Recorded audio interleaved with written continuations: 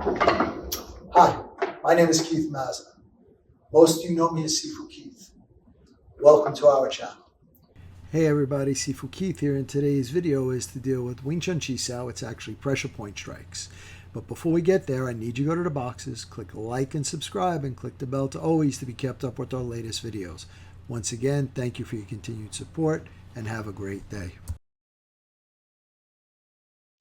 From Luk Sao roll, as your opponent tries Sao Lap Sao, counter his Lap Sao using a Quan Sao stepping in. Check the elbow, Fuji strike to small intestine 16, Phoenix Eye strike to small intestine 18.